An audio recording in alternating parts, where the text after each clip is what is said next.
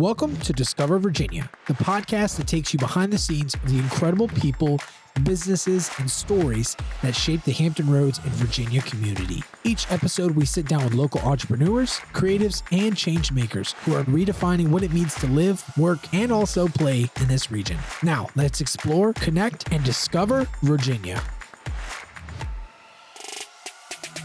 Hey everyone, welcome back to the Discover Virginia podcast. I'm your host, Joseph Trahan, and today we are recording at the Flomo here in Virginia Beach, down in the Rudy Inlet, and yes, we are on a boat, absolutely. And I could not be more excited to be introducing you all to two legends in this space when it comes to social media and website design, two of the most crucial and important parts of your business, but also two really awesome people doing great things here in the area. So I'm pleased to introduce Tanya and Courtney. Welcome to the podcast. Thank you for having us. Thank you. Absolutely. Thank y'all for getting up early. I don't know if people can tell in the video, but it is like 6:30 and we start. I like us. I feel like the good energy here because we like to start our day early. Our late night crew, still fun episodes, but just something to be said about morning people, Are you both naturally morning people, or did that just come about when you kind of started your own business? I am not a morning person at all. And it's really funny because I naturally, it's easier for me to stay up till 5 than wake up at 5. Like, no problem at all. But as I got older, I've learned that what works for me, like for my mental health and for my productivity, is to get up earlier. So, and then I had my son. So he was waking up at 6 a.m. He was like, Mom, no time. Nothing will change your sleep schedule than children, right? Literally. Oh my gosh. So yeah, I'm pretty sure ever since I had him, my clock switched, and I will be honest with you, 5 a.m. is still early for me to wake up. But that's fair. I love it. I am a part of a running club, and they run on Fridays 6:30. Nice. In the morning. The group? North End Run Club. Yeah. Love you. Shout out to North End Run Club. Shout out. So they run at 6:30 in the morning, and I swear to God, I'm having the best time when I wake up this early, go run, and then have my day started that way. So yeah, I'm working on it. What about for you, Courtney? Yeah, I'm pretty much a morning person, but it's out of necessity as well. I'm a software engineer in my full-time job, so I need to have my 5 to 9 before my 9 to 5. That's what my business is for. So I need to get up early every morning to make it happen. That is incredible. Yeah, and I want to dive into the work and business part, but before we do that, I always like to chat with our guest here of what inspired you to get to the Hampton Roads area and also build your life and business here, because I understand both of you as business working professionals are somewhat transient to the area, as am I. So I'd love to hear what brought you to the area originally, and then of course what got you to stick around and build your life and business here. Start me talking. All right, thank you. It's a story. I'm from Ukraine, born and raised, and moved here 9 years ago. And what brought me here, I swear to God, is faith, because there was so many different things that could have gone differently, and I would never end up in Virginia Beach. I never intended on moving. I loved my country where I'm from. I loved my friends, and I had a really good life. But I guess I just took a leap of faith in life, and I came here for 3 months as a part of work and travel program. That did not go well, and I was right outside of DC in Manassas, and that was not a great place to live for a student who didn't drive. I was like, what am I doing here? So we ended up moving to Virginia Beach again by accident because I met a girl a couple days prior, and she was like, Virginia Beach is going to be great for you. So I was like, okay, let's go to Virginia Beach. Sure. 2 days later, Why we're not, on right? the bus, 4 o'clock in the morning, like hitchhiking to DC. Oh, it was great times. Hold on, back up. So you're in Manassas, and then you have to get to DC without a car. You have to get to Virginia Beach without a car. Yes. So we bought a bus tickets to go from Manassas to DC. Okay. And day before, we were so prepared and so responsible. We walked So it's like 30-minute walk in the middle of the night to go to see if that's the bus station. All right, so because we were told that's the bus station, Right. we're like, okay, so we Trust walked but there. verify. Go walk and test it out. Yes, so we walked and tested out, and there is a bus stop. I'm like, great. So there's could not be another bus stop in this, right? So when we came back, 4 o'clock in the morning, we're dragging our suits with us, walked back to the station, and it's time for our bus to leave, and there's not even one human being in the bus station. And I'm like, this Oh, might be a no. wrong bus station. But to make it worse, we had a great bus, Greyhound bus at 6:30 from DC, and we're like, oh, we spent our last money, so we can't really miss that bus, and we have to make it happen. So we literally walked to like the closest 7-Eleven, and I start banging on people's cars' windows and asking if somebody's going to DC. And I mind you, my English was different 9 years What time? ago. This was in the morning, like around 5 a.m. 4 a.m. 4 a.m. Yeah, it was dark outside. Like it was middle of July, and it was dark outside, and like people were getting to work, and some random guy in a red pickup truck gave us a ride to a metro, got us to the metro station, said good luck, girls. And we're like, thank you. Wow, what a good Samaritan. Oh my! So I think one of the other reasons why I stayed in the United States when I was okay, just like dropping everything behind and be like, okay, well, we'll try this and see what happens, because I have met so many great people who helped me along the way. On my first day of work, I was a lifeguard in the pool. They drove me 40 minutes away from the place where I lived and forgot me in the pool. That's how crazy my employer was at that time. Oh, wow.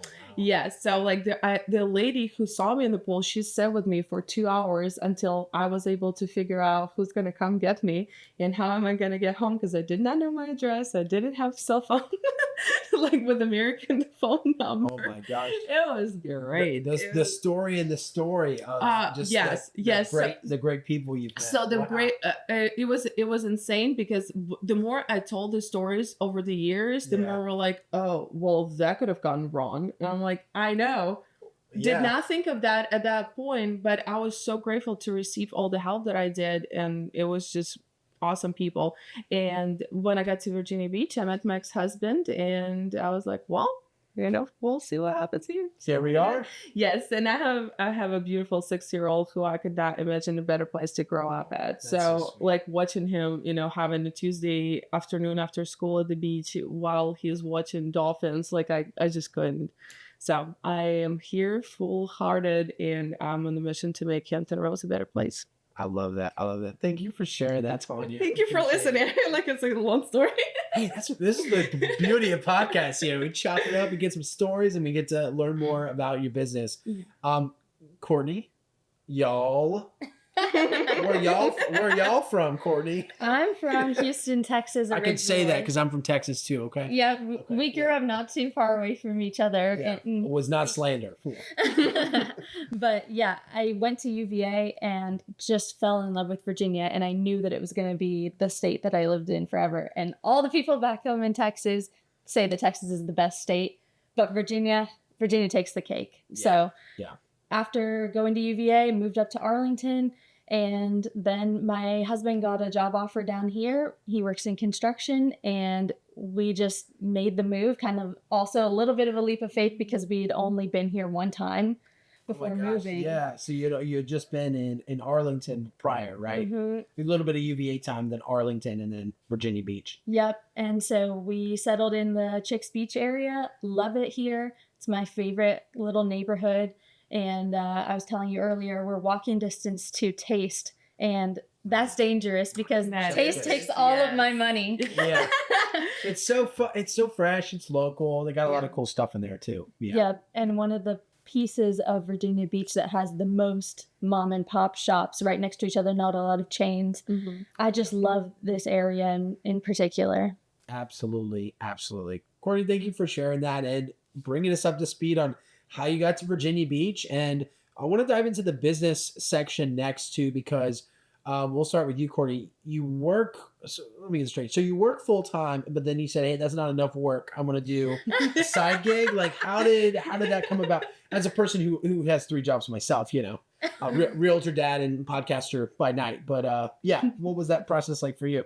Yeah, I think part of why I decided to start the business is because when you work for a giant company, kind of nameless, kind of faceless, and you don't get to see the people that you help. But when moving to a new area, what's the first thing you got to do? You got to meet someone, because we knew 0 people moving here. And I'm sure you can relate. And the biggest way to get involved in your community, start to put some roots down, is to start helping the people around you. And I also just love the design side of it. You know, being a software engineer, you're kind of typing in a basement and you don't really get a lot of decision-making power over what you do. It's very technical and you kind of get told what to do. So I wanted to be able to make my own decisions and help people in the way that I thought best. So I started designing websites for friends and family and loved it. I kind of fell in love because you get to be an artist and a programmer at the same time. Yeah. And then, you know, after Who knew the two could mix, right? Exactly. Yeah. Left brain, right brain. People are like, which one are you? And I'm like, both. I love both. And then learned some more skills about digital marketing. And then a few months into starting my business, I joined all these Facebook groups of Hampton Roads, small businesses, Virginia Beach small businesses. There's a lot of them out there, right? Oh, yeah. Started going to some in-person networking events. And, you know, shout out Jake Maines. Shout out Jake Maines networking event. Met You so got to many. do more, because like I don't know if I could go a whole month without seeing him hanging out with all the Yes. people again. Yep. And that's where I met Christina from Free Life. And then on the Facebook groups, that's where I met Tanya. And we kind of connected instantly just over having the passion for the local businesses. Yeah. And once you put roots down in an area, you can kind of build expertise and connections that create a flywheel effect. And it's just constantly improving and getting better over time. Yeah. What a journey. So I'd really appreciate you sharing that. And then later on in this conversation, we're going to be getting down to the nitty gritty, auditing some websites. So stay tuned. Your website might get audited or roasted. I don't know. We'll see. Tanya, for you, can you walk us through the journey of social media agency owner, specifically on the marketing side as a marketing agency? So the crazy story that I have to share. I would want nothing less. I have a engineering degree, and because of that, I always thought that I am the left brain side. I'm very technical. This has to make sense. It's very X, Y, and Z, and I love science and all of that. I will say though, getting an engineering degree was the easy way out for me because Indie Creator was free. So I was like, why would I pay if I don't have to? And then we'll figure out later in the day what are we doing with that bachelor degree. But I moved here, and I was like, I'm not doing that again. And in the process of moving, I was trying to figure out what it is that I actually want to do because it wasn't engineering.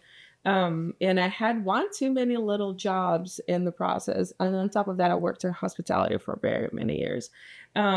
And I went from construction to selling cars to, again, hospitality to making vinyl stickers. Like I feel like I've done it all at this point. And in the meantime, I was on Instagram learning about Hampton Roads because I knew nothing. Like I didn't have help trying to figure out the area. Like my ex-husband loved the same places, so he would stick to them. And I was like, oh, well, somebody went over there. Let me go tap on the whatever they tagged. And they're like, blah, blah. And I realized that I'm just stalking people and businesses for a living on Instagram. And essentially it's still what I do. I love that. Yeah. You were figuring out the area, and Instagram's a great resource for exploring. 100%. And they're like, we're on Instagram already, so might as well gonna learn and see some cool things. And in the process, I again was scrolling Instagram, and ODU, so digital marketing certification program popped up, and I'm like, wait a second. I swear to God, it was an aha moment where I'm like, I should be doing marketing. So I, in the process of that, I had an old boss of mine who was like, "You're the creative one." I'm like, "No, I'm not. I'm an engineer." No. She was like, "No, you're a creative one." So I was like, "Okay, well, it sounded like a great combination again, the tech and the strategy and the numbers with the creativity." Because you have to stand out. And I was like, okay, so marketing it is. And it's been marketing for 3.5 years now. Alrighty, ODU coming in clutch again. Yeah, them and NSU over on the Norfolk side, you know. I know we have the Virginia Wesleyan or the Virginia Baton College now, you know, depending on, you know, your time in school in Virginia Beach. But the ODU, Norfolk takes the cake for, I think, for the schools right now. Yeah. So you got your social media marketing certificate, and then can you walk us through the steps? And this question is for you too next, Courtney. The steps of starting a business, and what was the what was the biggest obstacle in not only just starting it, getting LLCs, the websites, but then continuing to make it grow? I laugh because I still don't have a website. It's You have an Instagram profile. Does that count as a website? Well, I actually wanted to bring this up. So someone might ask, like, why This is don't intervention time? It is. I should have one. I ask her like every month when I can build her a website. But there are a few people who it's actually not important to have a website. Yeah. One is if you get all of your business through word of mouth and you're so fully booked that you don't ever need a new client. Well, guess what? She's so successful that that's her situation. There you go. Is that she's not actually looking for a ton of new leads all the time. Mhm. She's full. Yeah, I will say that I should have a website. It's wrong. Don't do it. Don't do it. You have a website. The only reason I think we'll take that advice when you get one. well, no, truly, But that makes sense, Courtney. I know how important it is, and for me, it's just a lack of time. It's unfortunately, and again, when I grow up, I'll be better at this. It's a time management issue where I have to be able to allocate. But I'm so involved with my clients that I'm like, I have to make sure all of them are set first. Yeah. And then I'm like, oh, well, the oxygen mask should be put backwards, but it's okay. We'll get there when I learned entrepreneurship on the go. So like nobody told me how to run the business. I don't have a role model. I just do things. You're walking to bus stops at 4:30, figure it out, getting in that red truck. I love that story. So that's a testament to that's essentially my personality. Like we're just gonna figure it out at this point. Like we can't just not, like there's only option is how to and how fast we're gonna get there. But for me, I'm sorry, I forgot the question. You're fine. No, that was it. So as you've been, I want to speak to that real quick, if that's okay. Because I feel like a lot of times we think that if we do the video, if we do the post, if we do the website, it's the end goal. We're like that. There's no end goal here, right? Maybe having a fully booked client list. I think that's probably ideal, right?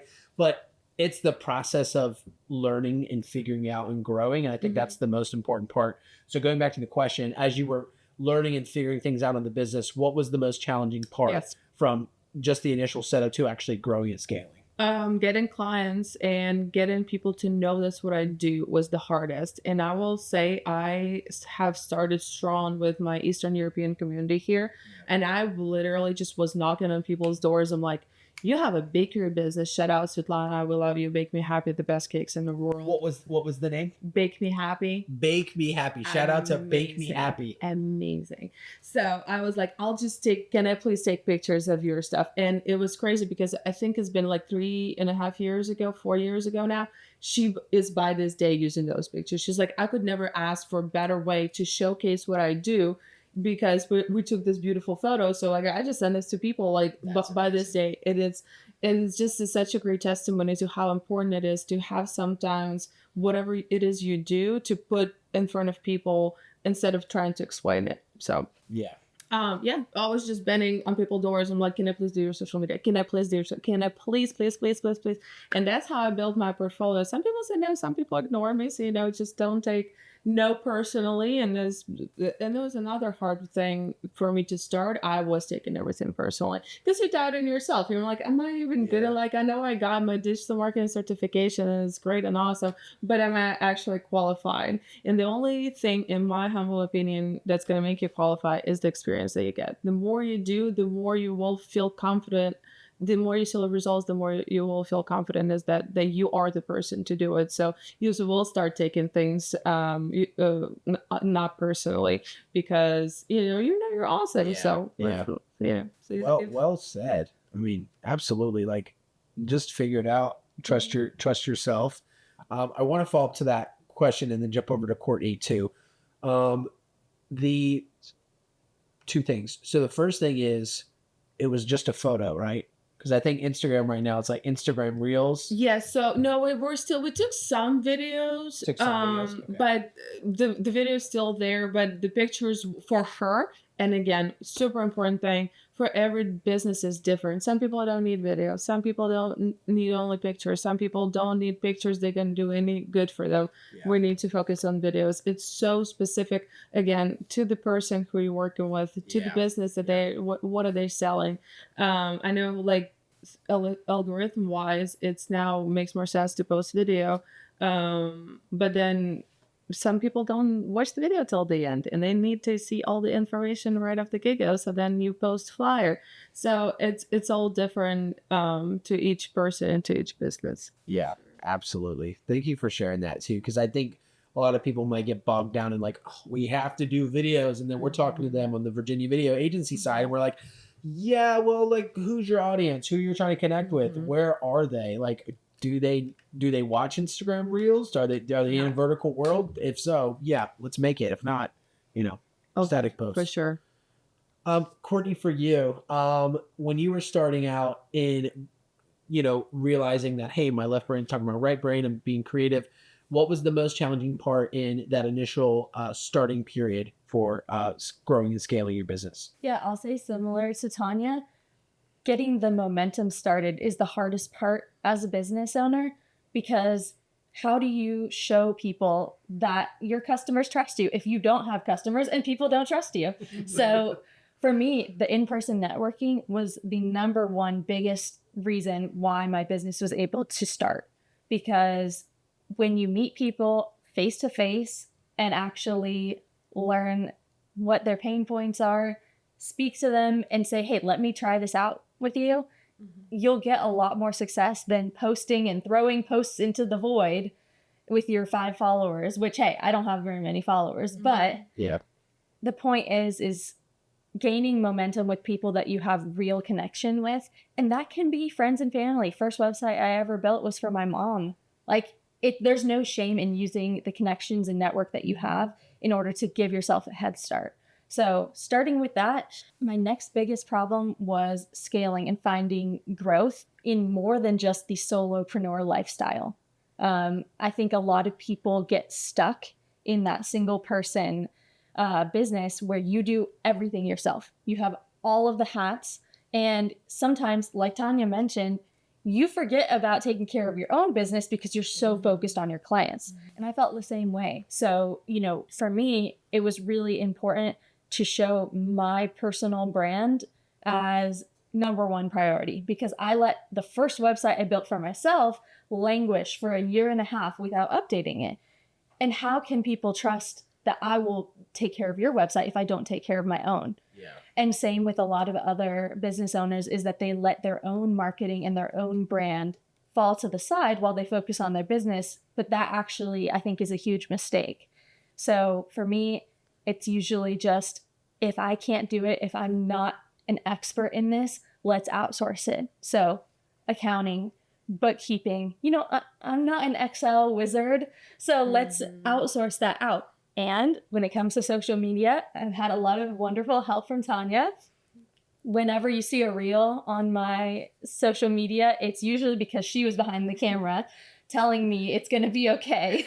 Because I see those Chesapeake with the Venture X, Yeah, I see those videos. I was like, that's Courtney and Tanya making it happen. Yeah. Yeah, it's always good to have someone behind the camera who you feel comfortable with, and you can just talk with them forever. Yeah. Because that's what makes you feel more comfortable in front of the camera. Because I'm not naturally like a person that loves being in front of the camera, and she knows this. I'm like, I'm so nervous. And then when the final video comes out, it looks like so natural because you have the people interacting with you and they just love what they do and you guys get along well. Yeah, absolutely. I appreciate you both sharing that because I think it's important to highlight too that this is not, because I think social media gets a bad rap. I think people that do have a social media marketing agency or do videos, right? Oh, you do videos, like it sounds like a hobby, and it's like, no, this is literally a business. This is a livelihood. So I want to dispel that myth now for those listening. Like,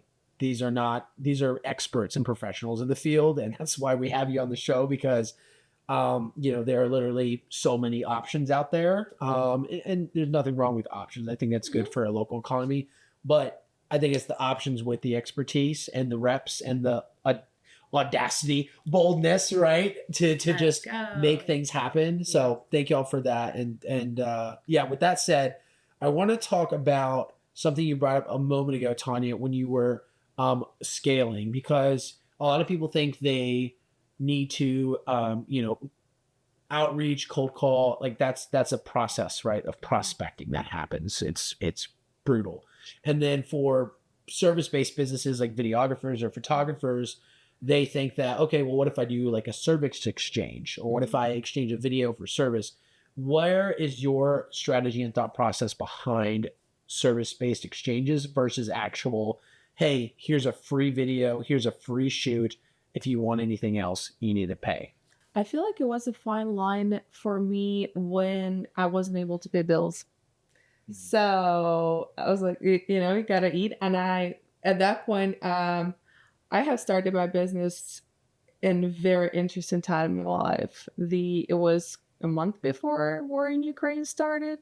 Then my full-time job was working at a dealership selling cars. They stopped making chips, so there was no cars to sell. And then I was still in school getting my digital marketing certification, finishing up. So all of that snowballed, and it was getting a divorce and fighting for custody of my son.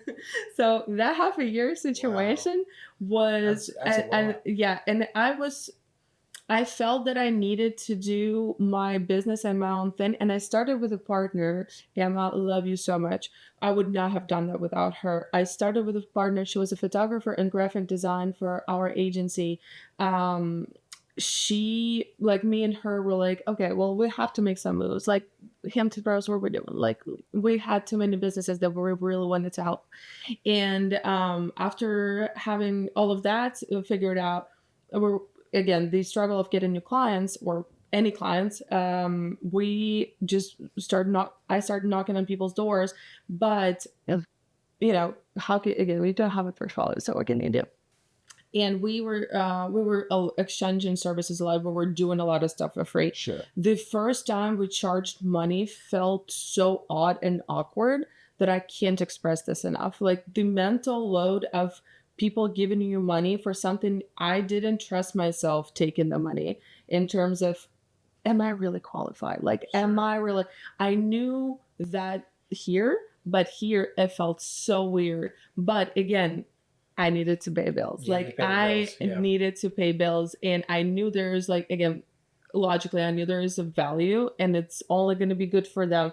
And I also knew that I was way undercharging for the market price at that time. So I felt okay doing it, like, morally, I guess. Right. But that person still loves the pictures by these days and the videos that we did. So it all worked out, but it was a necessity for me. Like, I just could not go any other way at that point. But don't get me wrong, I did a lot of free stuff. Like, the desire to build the portfolio and to showcase that I can do things was crazy. It was crucial. But yeah, that's my journey. Courtney, what's the one thing every website should have in 2026? Oh, in 2026, I think the most important thing is we have no attention span. You are competing with someone scrolling TikTok. So someone's on your website, they're there for maybe 5 to 10 seconds max before they decide whether they're interested and want to learn more, or back to TikTok. So I would say, when you load up your website, what is the first thing people see before they scroll at all on their phone? Of course, mentioning that everyone's on their phone. So make sure your website looks great on phones. But what is visible on the screen before you scroll at all is the most crucial thing. And you need a beautiful picture, a headline that explains the transformation that you are offering to your clients or customers, and then a call to action, or CTA.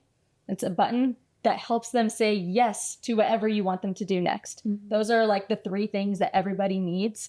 And it doesn't matter what industry you're in, doesn't matter if you're e-commerce, doesn't matter if you're a service-based business. I focus on a lot of wellness-based and holistic service industry, life coaches, massage therapists, sound healing, all that stuff. Yes, you still need a CTA. Yes, you still need a headline that explains, for people who may not know what sound healing is, right? What transformation are they going to receive after working with you? And those are just the key elements that everybody needs. Wow. That's fire. And of course, if you need a website, just call Courtney. Link in the bio. Don't be like me. So I wanna do a case study, kind of like a breakdown of your seminars, because you both have uniquely identified your overlap in your audience, and you've strategically aligned yourselves with, hey, we're going to do a workshop together. We're going to get people around the area. We're going to offer a free service with a clear call to action.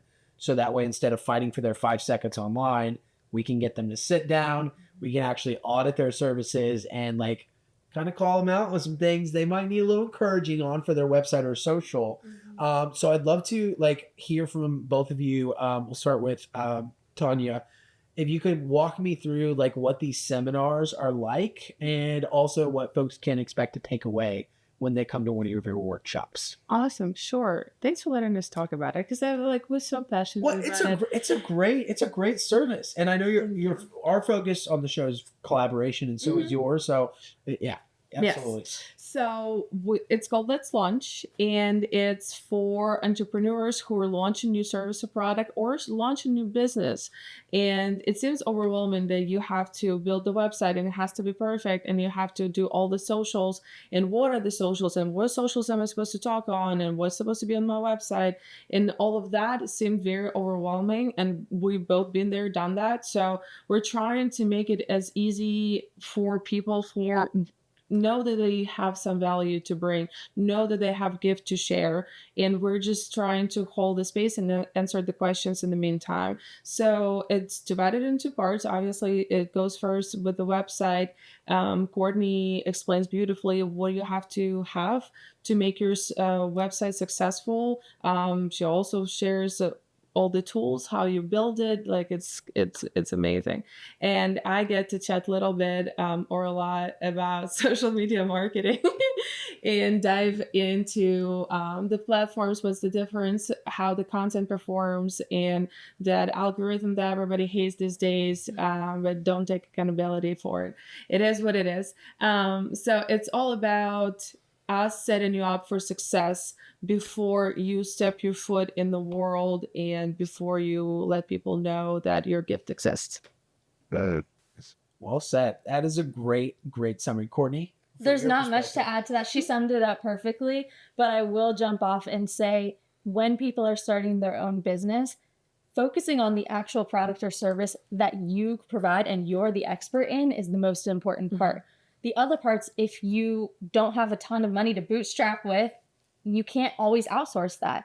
So we kind of fill a gap in the market where for people who want to do it themselves, but not feel alone, and they have a time-proven strategy of, okay, I've seen 20 massage therapists in the Hampton Roads area.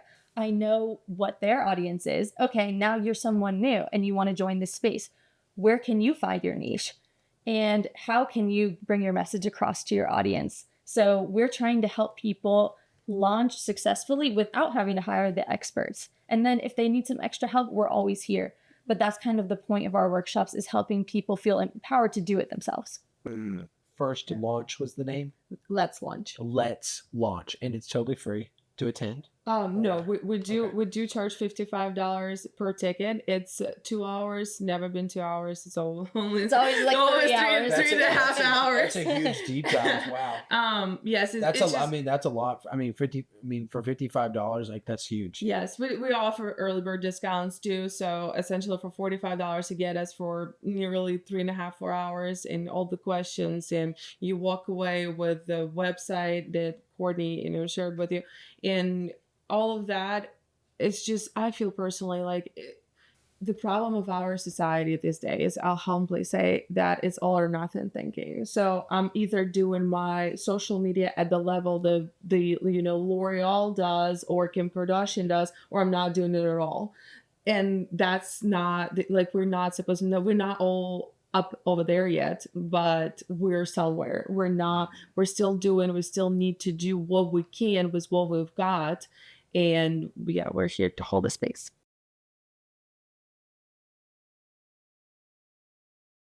That's so impactful. And may I speak to that as well? So I look at it from like three perspectives on the business side. There's prospecting, there's marketing, and there's networking. So those are like the three. I look at them as dials to get business. So instead of it's an on and off switch, like, yep, all or nothing, I'm turning on my website now. You just turn up the dial or you turn down the dial. Yes. So if your marketing needs to get shifted to do more organic stuff or more paid, you shift that and you go, okay, now we're going to dive into more, networking and prospecting, right? So I think that's a really strategic approach too. And for any business owner out there, learning to see how to turn those dials or who can turn those dials, right? Because if I'm looking at editing a video, like that's not my skill set, right? I'm be like, well, this isn't needed. I'm gonna turn off the dial here. And Michael's like, no, this needs to be it. This needs to be up here. So, yeah. And then from those seminars, if we could get one of the most frequently asked questions from each one of you both, if we could just steal a little nugget.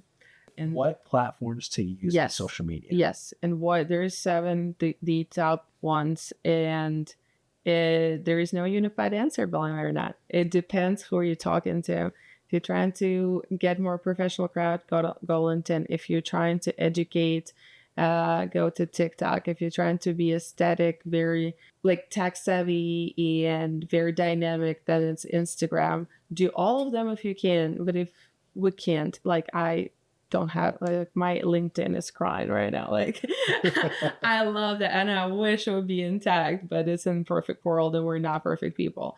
So do what you can, but just figure out what, who are you talking to? If it's older crowd, go to Facebook. If it's younger kids, go to TikTok. And it's just crazy because there's no unified answer. Please think from the customer perspective. Where is the biggest possibility of them seeing you? You can post things on YouTube all day, every day, but not that many people scroll through YouTube Shorts yet, especially if it's vertical format. So maybe TikTok would be a better place. So that's my question. That's a really popular question. What platform to use? And you say depends. It depends. Yes. I think as a business owner, you figure out who your audience is. Yeah. Courtney, what about for you? Yeah, I think one of the beauties of having social media and website together is social media helps people discover you. But once they actually are interested and they want to say yes to you, they have to have somewhere to land. Yeah. So my biggest tip is to get started with that basic formula that I mentioned earlier of beautiful picture, headline, call to action.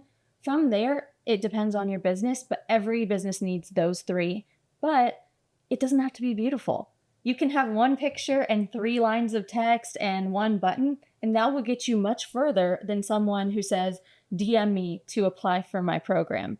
Because most people, they don't want to have a conversation. They want to have the space to look around and decide if it's right for them before they ever talk to you. Because we're not so much a conversation society anymore. So you need a place for people to land. Second of all, if people are running ads, and you don't have a great website, you're throwing your money into a fire. You're basically throwing the money into the trash can because you have to have something that will actually convert people. Because if you spend money on a click and then they don't convert, you've just wasted that money. So for me, the important part is getting the basics done. And then the great thing about websites is they're kind of like a painting. You can just keep painting over it. You can keep redoing pieces that you don't like. You can update your offers and services as you get more clarity on what prices you should charge. And I think people focus way too much about being perfect. Same with what Tanya said. It's not all or nothing. Yeah. So our job is to get the basics done. How do we get from 0 to 1? Then you can start working your way towards 100. But let's start with 0 to 1. That's so true. Because I think the perfection syndrome is like, well, my website's been in development for 6 months. Nobody can access it. It's going to be perfect when it's done. It's like, is that really what you need to do? And then you're missing out on sales for 6 months. That's what Let's Launch is all about. Oh, wow. That's what we're here for. That's so awesome. Well, thank y'all for sharing that. I want to definitely be mindful of this is not just for introductory services, although y'all do cover, you're expert in the field from start to finish, from revising websites, auditing them, but also helping people scale and grow their business with your strategies. So I figured we'd have a little fun activity here. I have a website, our website, in fact, Virginia Video. No, this is not a way to get free services. Okay, we figure it out here. But I want to just take a look. Grant, our wonderful editor, he's going to throw the video up on screen. But we're going to just take a look at Virginia Video on the website side, and then we'll look at the social media.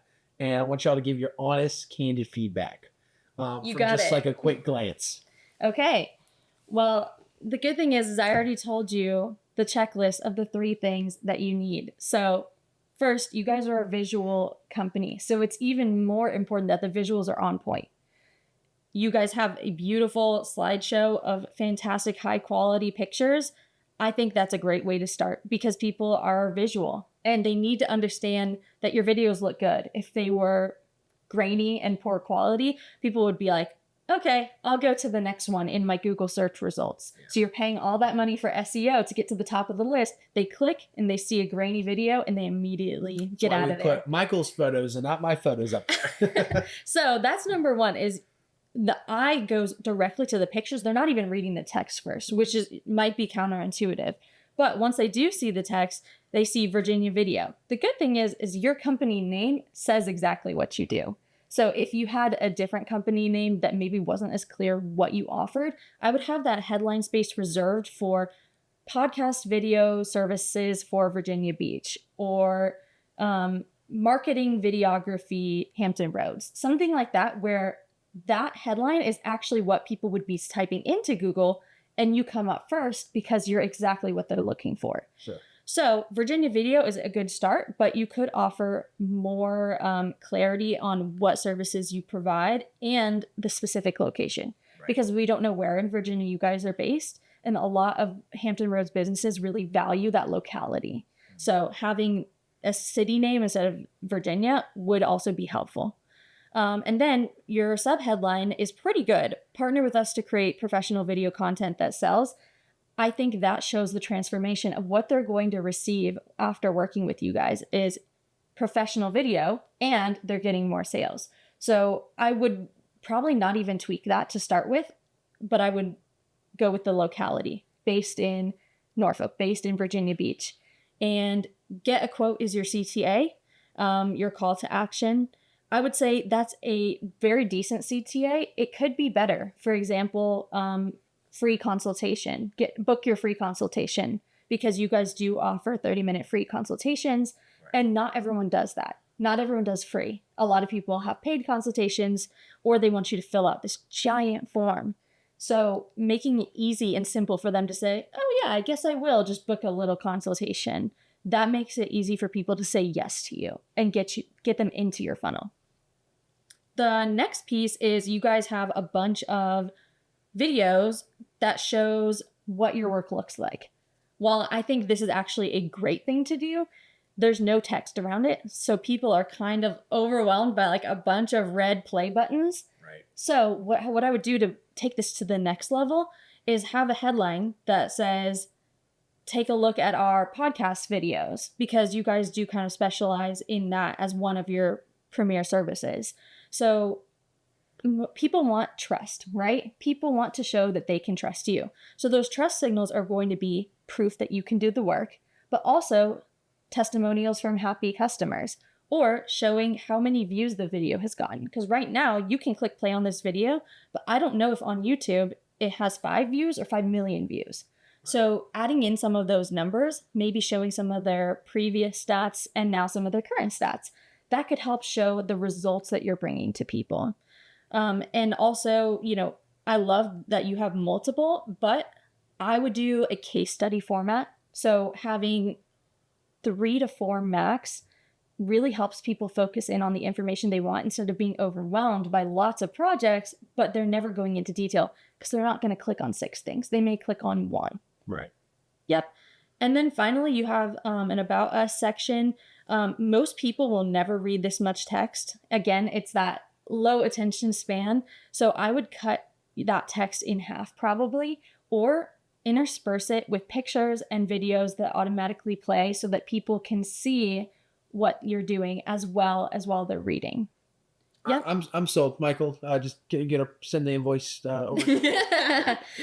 And then the last thing I will say is that you guys have a step 1, 2, 3 of your process. And I always recommend a step 1, 2, 3 because people, that's the biggest question they ask is, what is the process of working with you?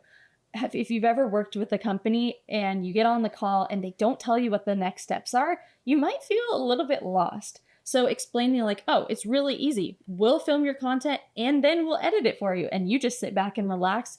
That helps people have the confidence to move forward and at least talking to you. Yeah.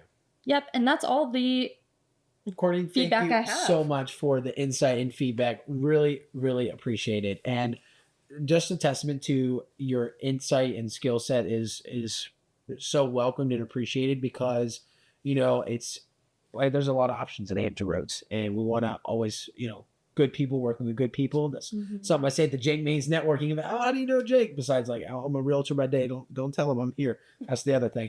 But yeah, good people work with good people. Yeah. Tanya, Yes. would you mind taking a look at Not at all. my Instagram? Not at all. This is Virginia Videos Instagram. Cool. We have, unfortunately, kind of like what you alluded to, that a lot of businesses do, neglected some of the things we need to do on the social side. So every episode needs a boost, and that's why we keep a fridge full of Free Life delicious non-alcoholic beverages. They have absolutely zero alcohol, but all of the flavor. Trust me, you're going to want to try one and stock your fridge full of Free Life beverages. So I have this problem. I have an Instagram profile, but I'm not able to like see the analytics from it. Is that something you help out with as well? Oh, for sure. Okay. For sure. So our Virginia Video Instagram page is something I wanted to like change to business profile. How would I do that? So if you go to settings, Screen record. So yeah, I'm sure of it. Let's go. So if you go to your settings, so every single phone is different. I swear to God. God bless Widow. Business. I've looked before. I will say.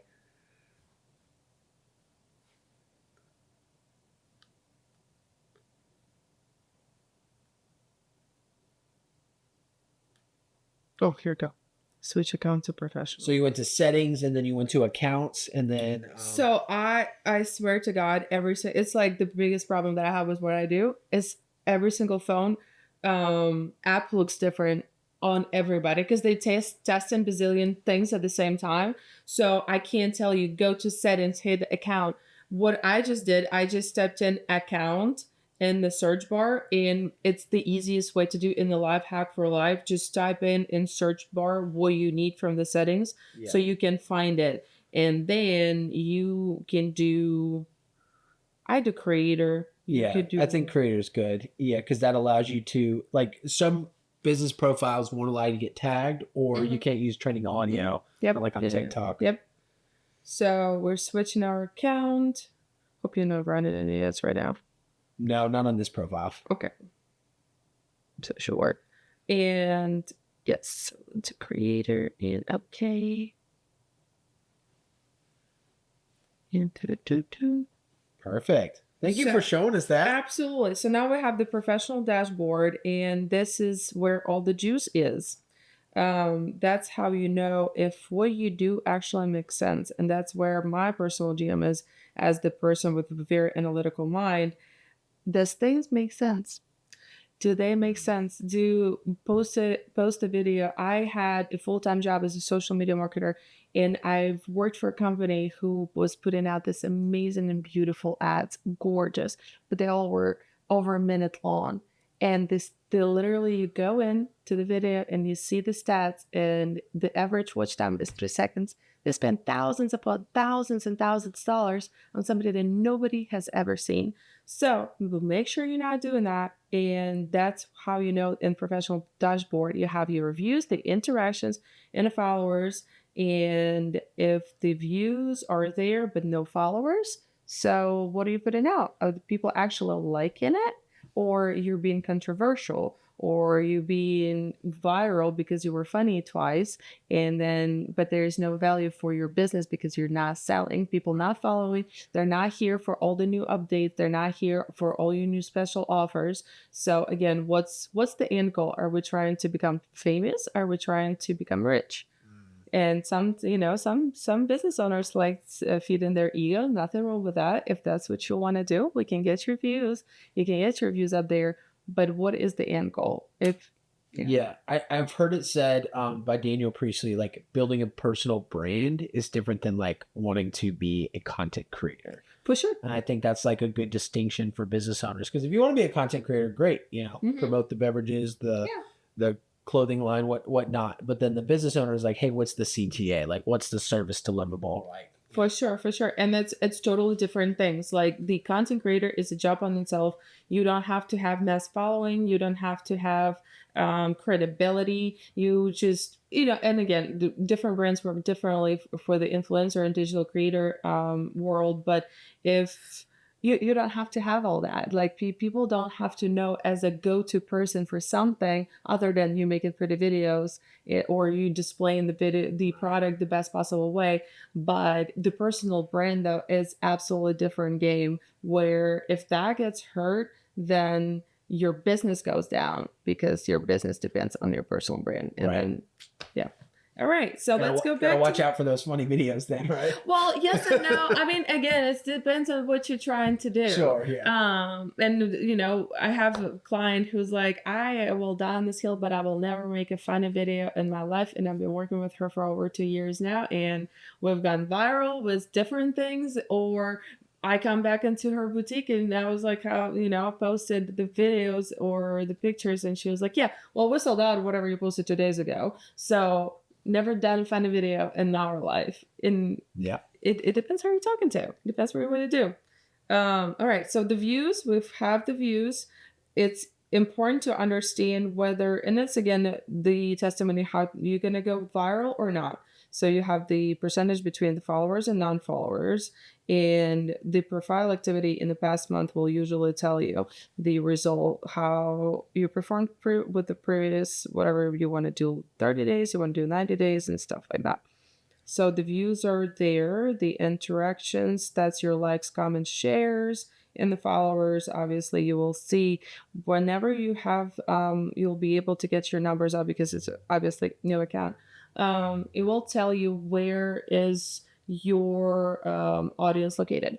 So again, what are you trying to do? You trying to become viral in India? Like I've done that, but my personal video have gone crazy viral in India a couple of years ago, and I'm like, well, that's awesome. It looks pretty. It's a 40,000 views. It's amazing. And I got my hair done. But like, what's the point? Like nobody's going to go see her, So it's super important to understand where are the people who see your content. Now, like one of my clients is Amazing Town Center Cold Pressed, and I was trying to keep them local for so long, but we're about to launch something super awesome, and that goes national-wide. So I don't care where in the United States you are, as long as you have USPS, like you're my audience at this point. So things change, things develop, and it's totally fine. It depends where you in your season in your business. Is that helpful? That is great, Tanya. Thank you for that segment. Absolutely. I will add that geography is so important because when you run ads, you can also geo-restrict your ads to a city, a zip code, or a state, or the whole country. So I always recommend, whether it's Instagram or Facebook ads or Google ads on the website side, that you make sure to geo-restrict to where your customers actually live, because then you're just throwing money out the window if you're not doing that. I have had that happen. We partnered with another local businesses. One of my favorite coffee shops, Operation Brew. Shout out Operation Brew. Shout out Operation Brew. Oh my God. And I have a funny story about them. If y'all like, I don't want to, I feel like I have so many stories to share. What's the funny story about Operation Brew? Funny story Brew? was Operation Brew. So guys who own it, me and them, they're Ukrainians as well. We went to the same university at the same time. our school dorms were parallel buildings in Kyiv, Ukraine. We've met in Virginia Beach because they were opening a coffee shop and they needed marketing. Wow. So Never before had you met. no, so I knew of Tanya. So I knew of her through mutual friends. Like, had no idea where she's from, what part of Ukraine and stuff. I don't think I even knew she was from Ukraine. In that point, but yeah, I just made a smart comment about how being good with numbers because of my engineer degree. She's like, oh, where'd you go to school? And another person who was their ex-business partner, we had the craziest of the same group friend. I was just on this side of the group friend, he was on the other, because we did a lot of stuff in the studio console together. So, and it's just small world. But going back to what Courtney was talking about, we have partnered with another local business and we read a campaign, and they were responsible for running a campaign, and they threw the budget into Google and Meta ads, and we not sold not even one special that we were supposed to. And I was like, okay, well, do you mind if I look at the numbers? She ran it for a couple weeks, I think, and the numbers were great. The click-through rates are amazing. Everything is great. Scroll down to location. Our ad was running in Arlington in DC area, and I was like, well, there's that. Everybody liked the coffee, the special drink that you all screaming from the corner, come buy my product. But if you're on the, they go to the product, it's not at the corner, Truly. So that's so important. And again, for us who, the businesses who's tied into the brick and mortar or the location, you have to be so mindful of that on all the aspects of your digital marketing. Yeah. Well, thank you for sharing that story. That is unfortunate, but I think it goes back to your testament of working with a team that knows what to look for, turning that dial the right way, making success happen. Alrighty. Well, as we wrap up today's conversation, we'd love to roll out the red carpet for you both to share with the audience where they can go to follow you and learn more about your services and hit that call to action button. But before we do that, we have to go through some rapid fire questions. Just some lightning round to cap off the episode. Y'all ready? Cool. Ready. Alrighty. Favorite place to get coffee in the Virginia Beach area? You started with the hardest question. Oh my God! Attack all your clients, all the brewmasters. So it's insane. Okay, Hampton Roads. Yes, Hampton Roads. Coalescence Coffee for an espresso-based reduction beverage. Operation Brew for spicy mocha and all of the lattes. Townsend Cold Press by far has the best black brewed coffee and cozy vibes, and they're amazing. And Canvas Coffee in Newport News, and King's Coffee in Williamsburg, and American Brew, because they're just amazing. Wow, that is a list for all our coffee drinkers out there. That's the longest list of coffee we've had. Tony's the expert. Are you a coffee drinker as well? I'm such a coffee drinker. My hometown, which is 300,000 people, not that many people, we have a square and there's L-shaped building. There's 7 coffee shops in one building, I counted. And then I moved to Virginia Beach at the time that I did not drive for 3 years. And the closest one was Starbucks, walking 20-minute distance. And I was struggling for life. The second I got driver license, I drove myself across the bridge to Newport News to get a pretty latte with the latte art from Canvas Coffee because I was dying. I love that. So yeah, so I'm a coffee enthusiast and I really like the coffee vibes. And it's just been part of what I am for good 20 years. Yeah, that's so cool. And shout out to Roast Rider, which is where we met. Yes, Roast Rider is a good spot too. They have a really good espresso tonic. Ooh, espresso tonic. What about for you, Courtney? Would it be Roast Rider for your favorite coffee shop in Virginia Beach? My all-time favorite is Colatau because they have the most unique drinks, and I think they also have really good food. Yeah.